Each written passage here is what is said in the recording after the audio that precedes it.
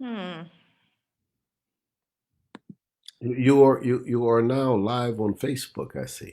Yes, I'm trying to get that all set up here. Just bear with me. No, it looks good from apparently. Okay.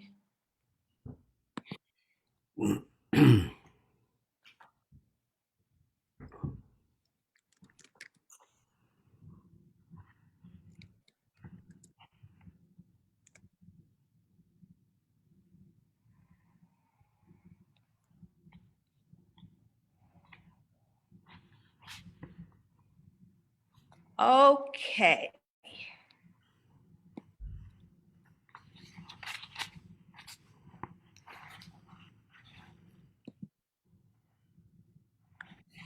You are now live on Facebook, I see.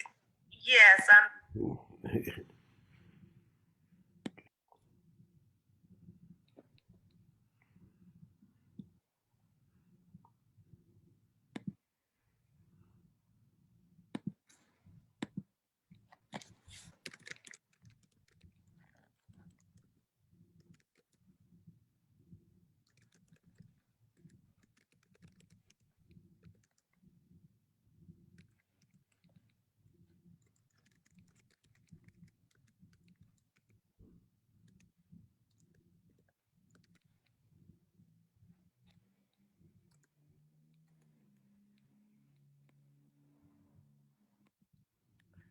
Okay, so as we have people starting to come into the room, we have a few folks joining us. I'm just so happy to be here with Dr. Molefi Kete Asante as we kick off tonight,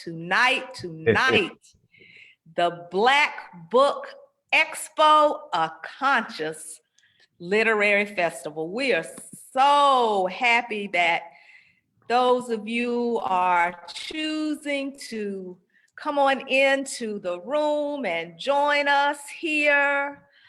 And listen, we want you to take a look at what we have going on all month, because tonight is the first, our inaugural author chat. We have some notable folks, and I can't tell you how my heart is just going pitter-pat right now, being in the presence of literary royalty with Molefi Kete Asante. Look on the flyer here. As you can see, we will be inviting you into the Cultural Center, the Alegba Folklore Society's Cultural Center later on in the month, where the browsing tables will be filled with books. We'll have independent authors here on those days. We'll have strict COVID protocols in place, so don't you worry. We got you, safety first.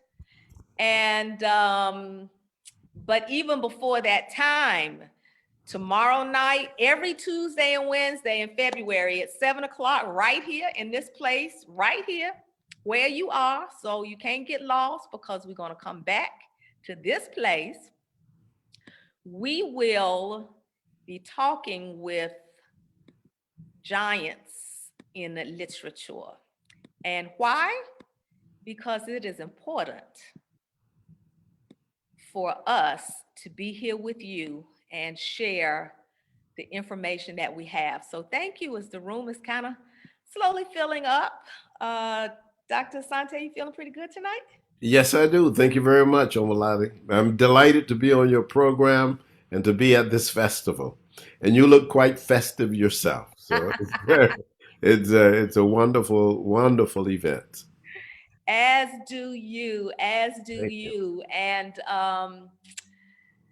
the fact that I just want to just say thank you, because you yourself have contributed so much to the discourse with regards not only to history, but to culture, and also to just information that we gather about who we are in the world, about family, um, and of course, education. Mhm. So thank you Thank you.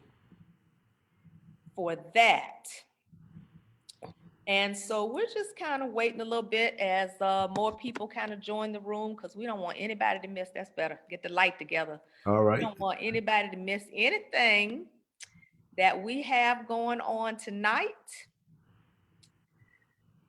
with the Black Book Expo, a conscious literary festival. Please, everybody, take a note, take a look here at what we have going on this month. You know, folks are saying, and Dr. Asante, I know you know what I'm talking about. It's Black History Month. We got to do everything in the world Mhm. in 28 days. That's right. Short month. A short month. But, you know, it's Black History month, every day of every month. That's right. And so we wanted to bring these programs here for everybody because I guess they were expecting it. But of course, we present all the time Hmm. throughout the year. And I think that that's very important. So as people are choosing to join us, I think we're gonna just go ahead and get started with our conversation tonight. We thank all the folks who are in the room. And I want to introduce you, if you don't already know, as Dr. Molefi Kete Asante. He is professor and chair of the Department of Africology and African American Studies at Temple University. That is a chair that is contoured to his being because he has inaugurated so many aspects of that department and other African American studies departments around the country. He has contoured its offerings to students and his colleague professors in a way that sharpens not only the mind, but the cultural spirit. He is considered by his peers to be one of the most distinguished contemporary scholars, and he has published, are y'all ready for this? Nearly 100 books.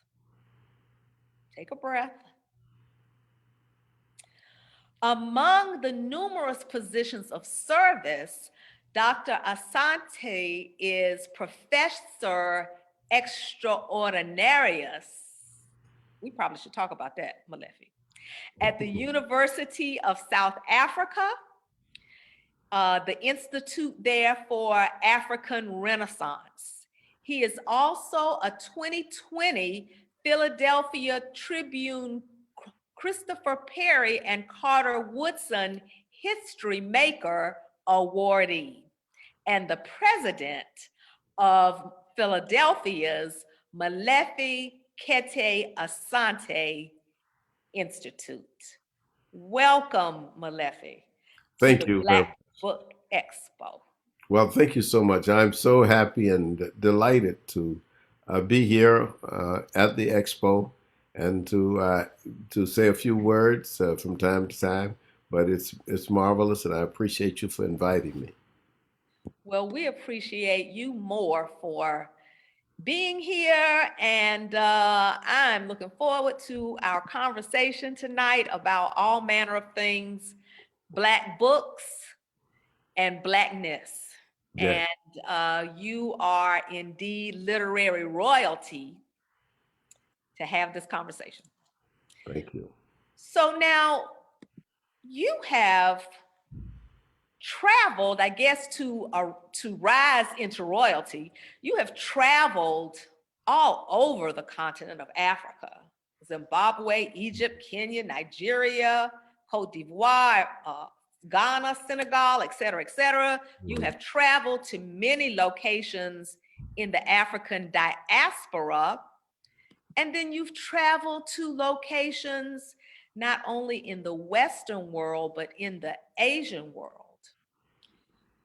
As you are at the Department of Africology and African American Studies, define for us in that context of globalism, Africology.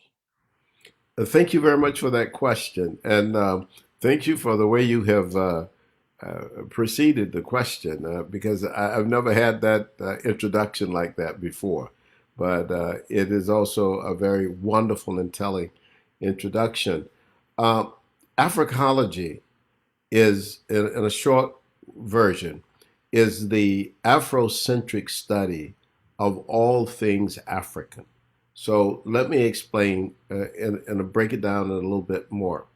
Uh, when I say the Afrocentric study, I mean it is the use of us as a people and Africa as a continent in the center of all of our narratives, all of our discourses, all of our stories, all of our opinions, all of our expectations, our anticipations.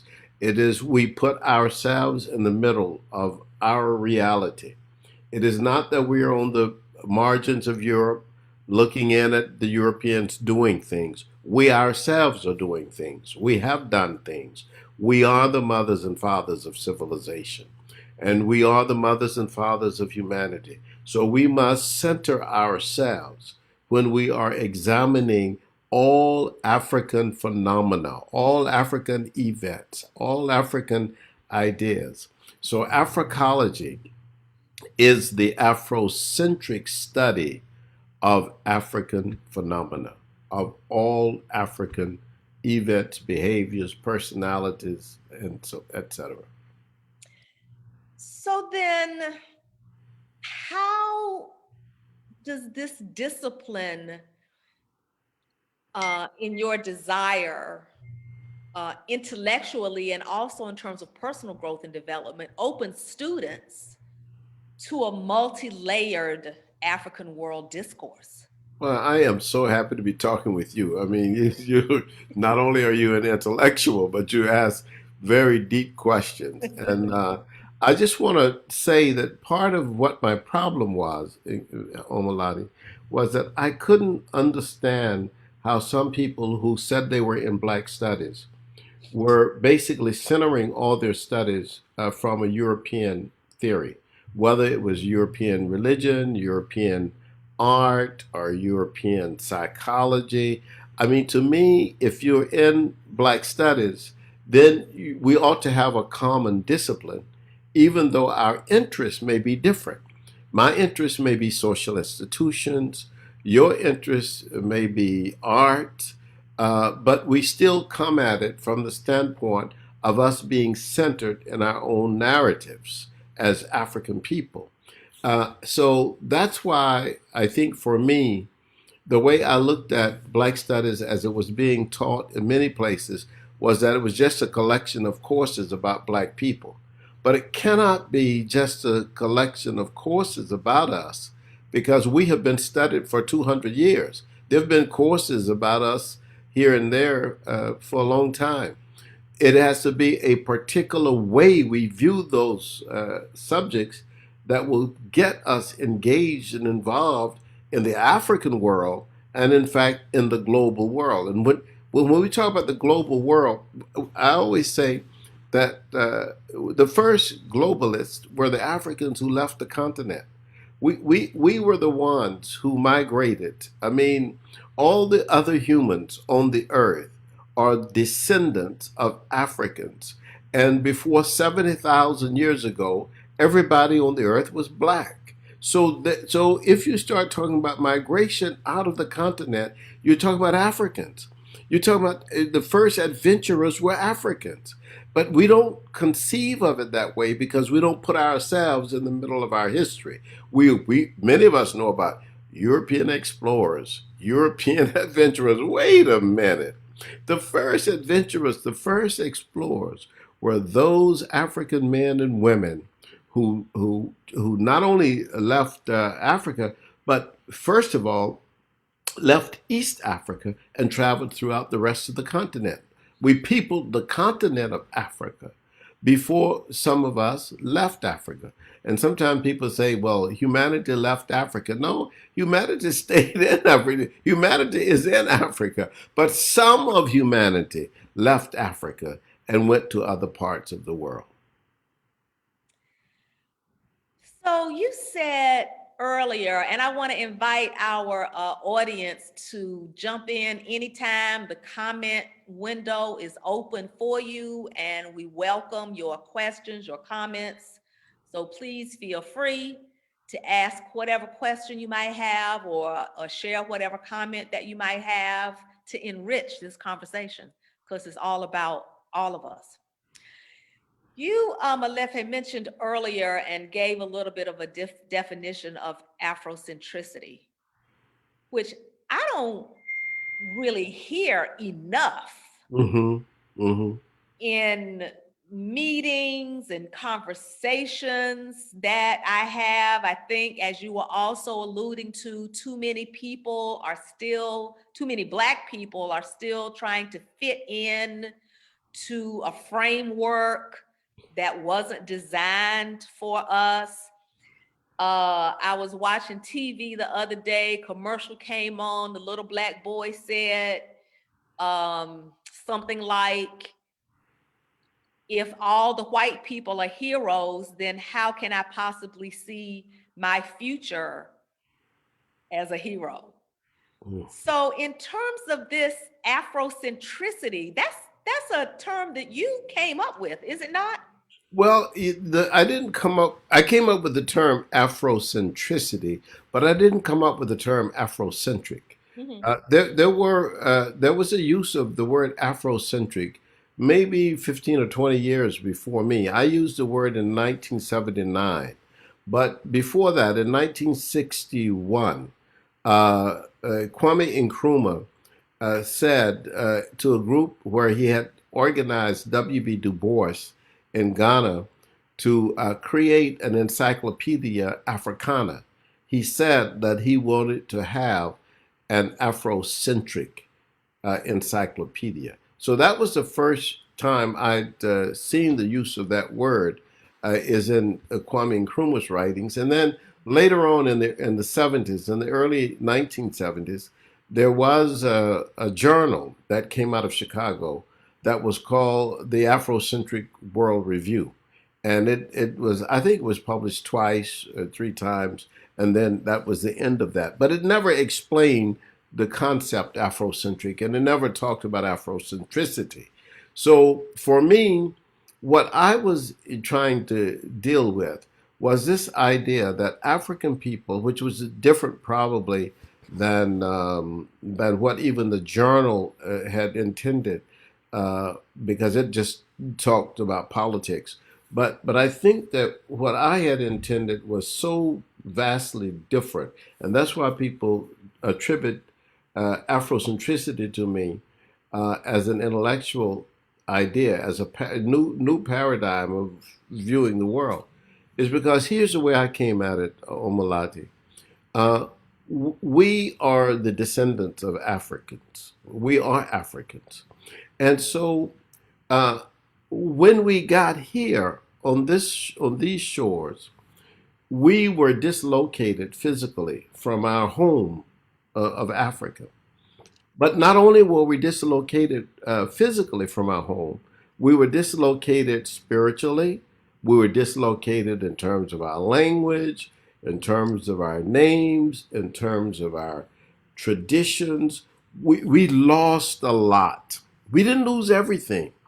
There's certainly some things that seem inherent in our culture, even when we came together with all different ethnic groups of Africans, because it wasn't like they moved us from the Mandinka people in West Africa and moved us to a community of Mandinka. They moved us from Mandinka people to a community of Igbos and Yoruba and Ewe and so forth.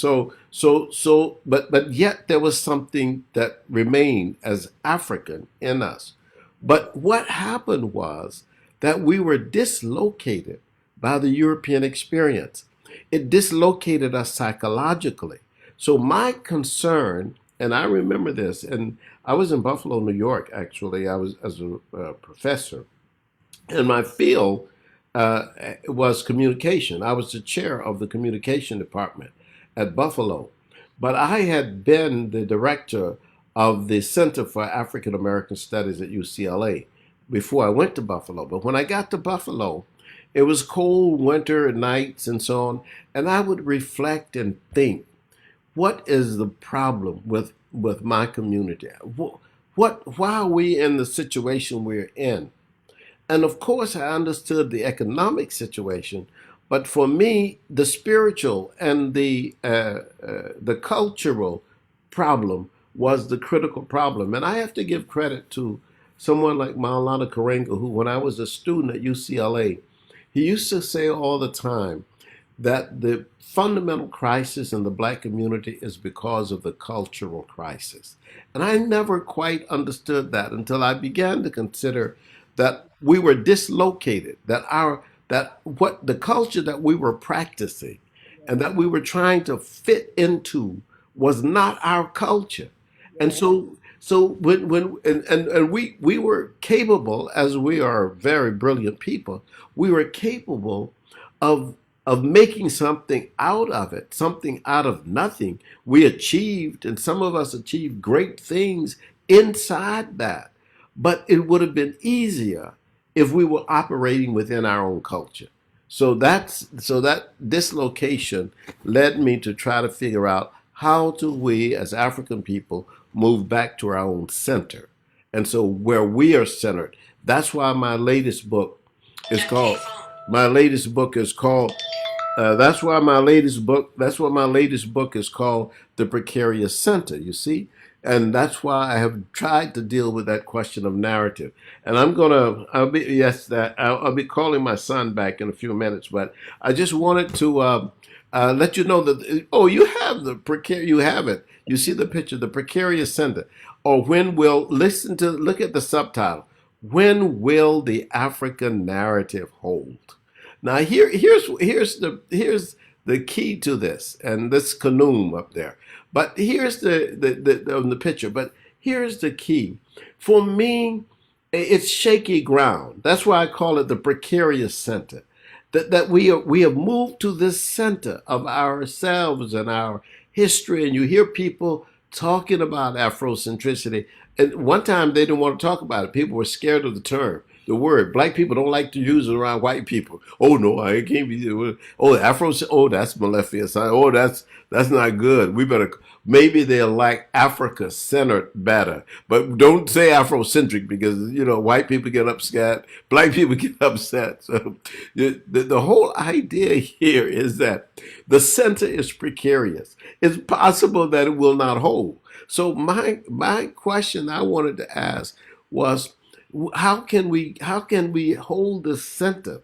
How can we maintain this so that our children will receive the benefits of our ancestral knowledge? I am nothing without my ancestors. I can't even wake up and think without my ancestors. The ancestors, when you see me, you are seeing not me, you are seeing what the ancestors have given me. I am only a vessel.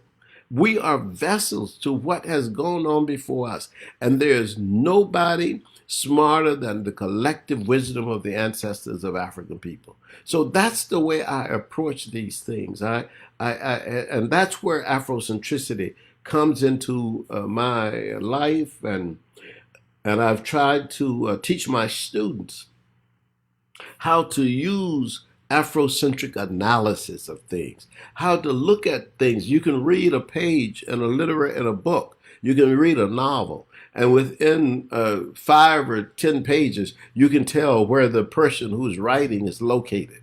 You can tell whether or not they are centered in their African culture or not. You can have an idea about what's going on in their minds. You can tell that if you read a textbook or any book that deals with history or anthropology or sociology, you can tell where the person is located because you have read and you understand how to analyze from the standpoint of yourself as being in the center of the history, you see. That's a lot. And for a while there, I felt like you were taking us to church because you were delivering the sermon. Maybe I take you through church, but it's all right. Okay, okay. Point made. But what you've been talking about though is a sense of agency. Yes, yes, of course.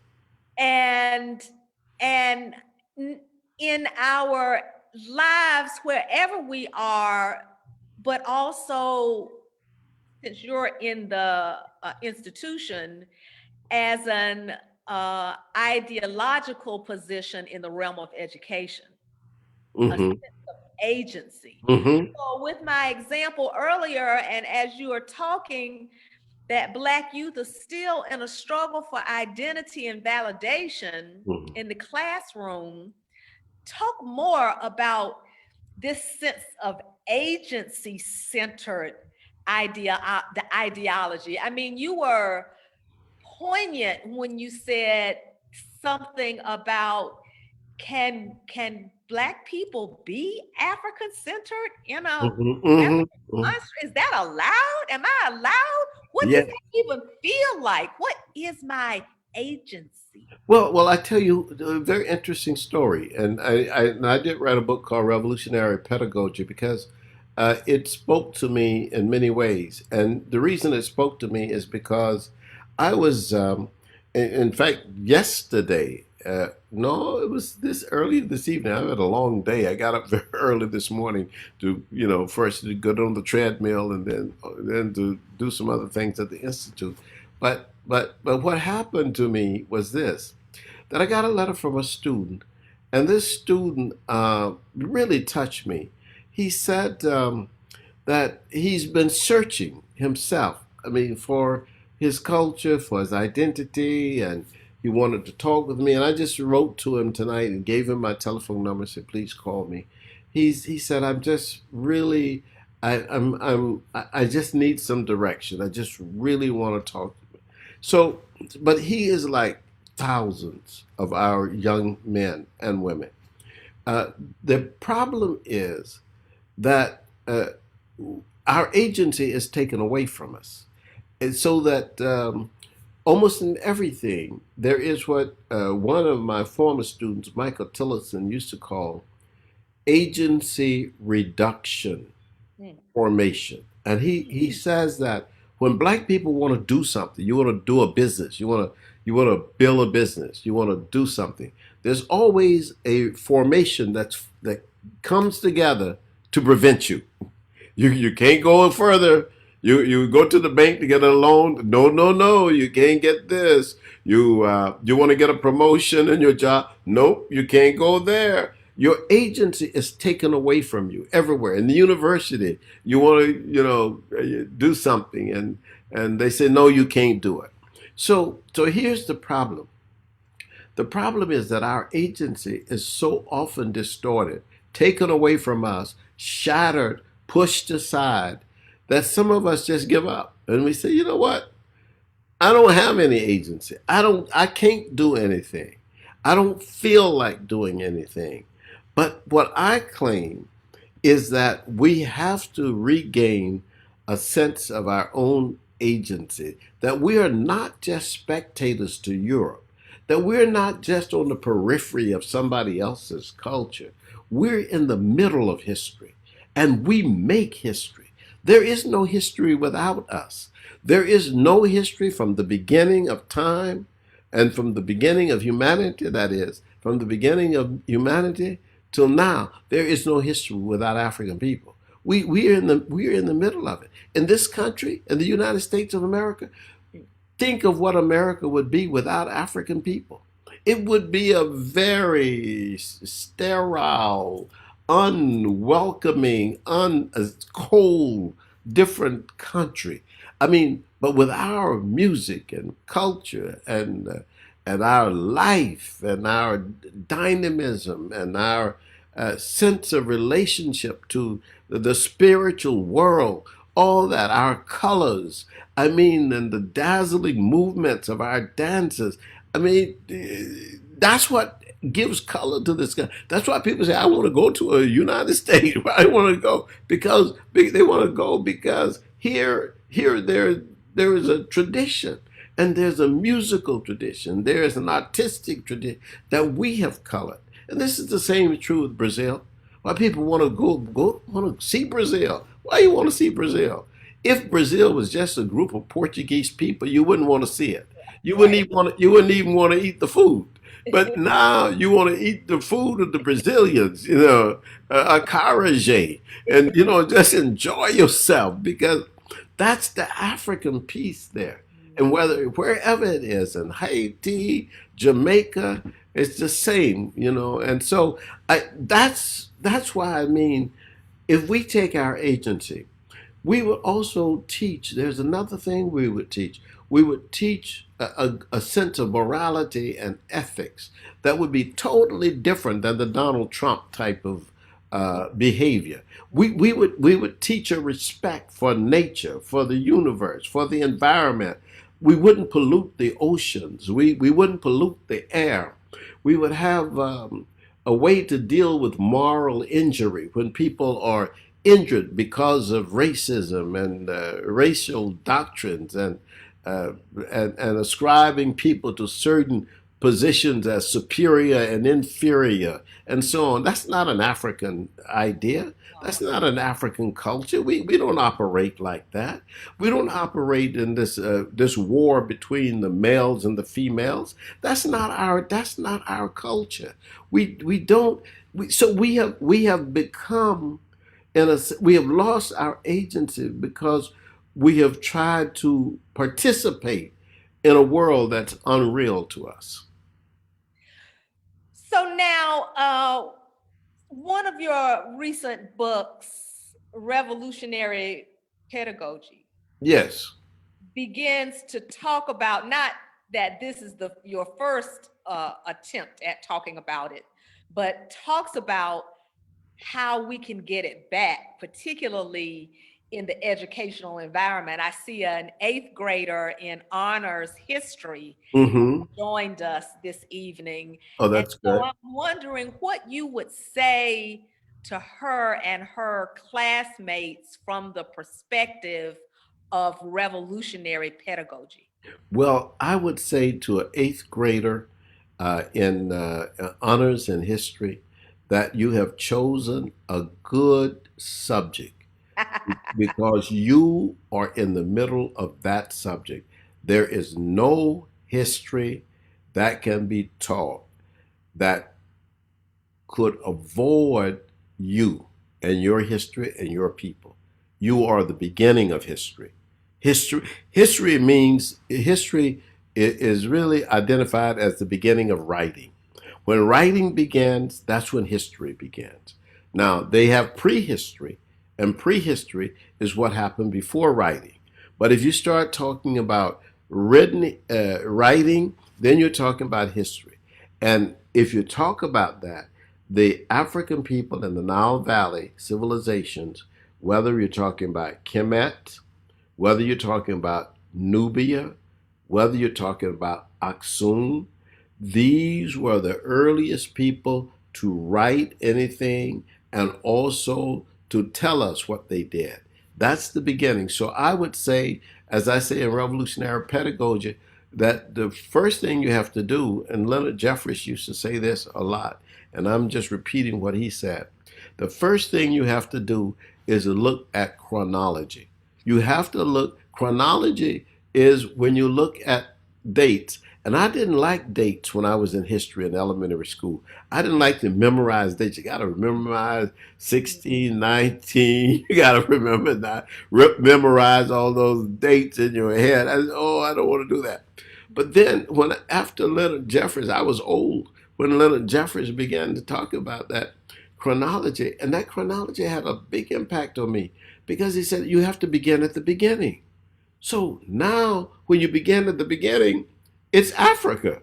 So if you're in the eighth grade, say for example you're in the eighth grade and your teacher starts with the Greeks, they don't even come into history until around 1000 BC. But by 1000 BC, the Africans had already built the pyramids. They were already standing. They were already old and ancient by the time the Greeks came into being. So that's a knowledge. That's a thing that you know when you claim your African history and claim your African history. Don't deny your African history. The Yoruba people built some of the largest earthen works in the world.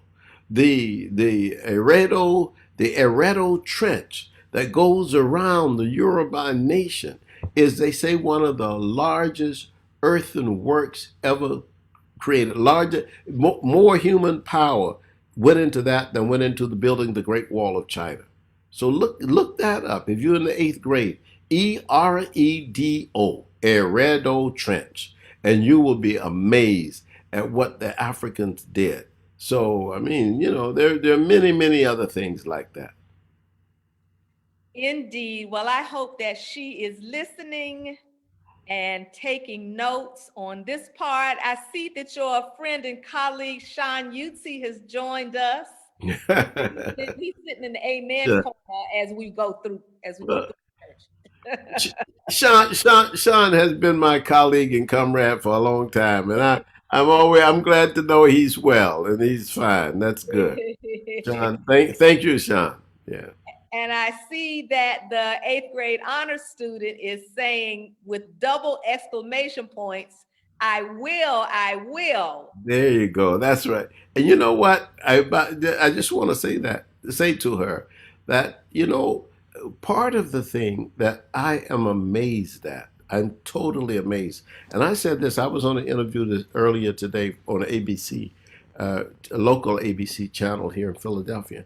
And I said, everywhere I look, all I see is brilliant black people. I'm telling you. I mean, whether I look at TV, whether I look at the newspapers, I look at social media, I said, I can see that there must be a jealousy, or there's something that people have when they see people so brilliant and so capable. And it's only because we say, despite our obstacles, despite our poverty, despite the negativity that has come at us since we have been in this country, we all say, I will.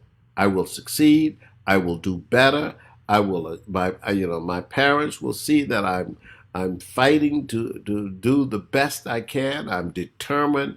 I mean, our children have that, and they have that capability. The problem is that many times the society beats them down, and we have to keep them strong, that they will always say, I will, and I will, and I will. That self-determination. Absolutely. Maulana Karinga and his Kujichagulia. Kukuchakalia. I mean, Kukuchakalia. we can't do anything No. with that. We have to have self-determination. And and the thing about self-determination for us is that it is not foreign to us. It is a part of our life, is a part of what we have done and what we have achieved. And when I get a little weak sometimes, I say, well, Harriet Tubman. And it comes to my mind and say, well, can you imagine 19 times she made that trip? And she brought black people out of enslavement and took them across the river into freedom. I'm like, whoa. I mean, there must have been disappointments. There must have been times you got some thorns in her feet. There must have been the whole, people betraying her and, telling her she can't do it and you need to stop, and having arguments. You know how we can be. So she said, oh no, I'm going on. So that's what gives me strength, you see. That's right. Yeah. And I know that this very conversation, is giving some of the listeners strength tonight as well. Hey, Sister Deanna, we're glad to see you, hear you on with us tonight.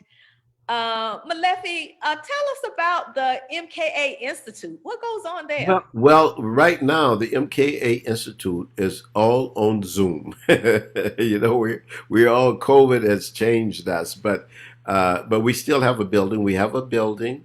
We own our building outright. We have a nice building, and we started it because one of the things that actually my wife and I wanted to do was to create a think tank, an African American think tank that was not controlled by government. We didn't want to be the Joint Center for Political Action. We didn't want to be anything connected with any government, because local or national. We wanted to have a think tank paid for by Black people, where we could have researchers do their research, and we give them a couple of $100 to write papers, to do things, and so we started. So we have maybe 25 research fellows to the institute, but we haven't been working much there since COVID. We've actually been online. Our lectures are held every other week. We have lectures. We got a lecture coming up. Dr. Crystal Temple from the University of Pittsburgh is going to be speaking for us Sunday, and so we have that Zoom project. Beautiful, beautiful, Yeah. beautiful. Mhm. Well, it has just been such a joy. Everybody, I hope y'all know, as we started out this conversation, we were talking about literary royalty, as we are sitting here tonight with His Highness, Dr. Molefi Kete Asante, Temple University, and the Molefi Kete Asante Institute in Philadelphia. We've got his books here at the Alegba Folklore Society's Cultural Center. You have been a part of the inaugural session of the Black Book Expo, Thank you. Conscious Literary Festival. All of you who are with us tonight in our audience, join me in thanking Dr. Asante for kicking this thing off, because we're going to be doing it all the whole month long. And then, of course, we invite you to come on into the Cultural Center. At the end of the month, the books will be on the table. We'll be live streaming from the Cultural Center as well. And we're getting the online store set up. So if you're not anywhere near us, we can be near you and right on your doorstep, just like that. So, Dr. Asante, thank you again. I want to invite folks to come tomorrow. We're not finished yet, quite yet, Molefi. We're not finished quite yet. But I want people to come tomorrow, because every Tuesday, Wednesday, this month, we're chatting with a notable author. So tomorrow we are here at 7 o'clock on this very same place with Dr. Ronald A. Crutcher, a national leader in higher education and a distinguished classical musician. He's a cellist and professor of music. He became the first Black president of the University of Richmond in 2015. Wow. After having previously served as the president of Wheaton College in Maryland. So come on over and check him out. Enjoy our conversation tomorrow as we talk about his book, I Had No Idea You Were Black. I love the title. That's right. You're too smart and too beautiful and too everything, right? Navigating Race on the Road to Leadership. Come and dig in with us on tomorrow. Molefi, this has just been a treat. Thank you very much. Thank you very much. And stay connected and see you again soon. All right. Thank you very much. All righty. Bye-bye. Bye-bye, everybody. Thank you.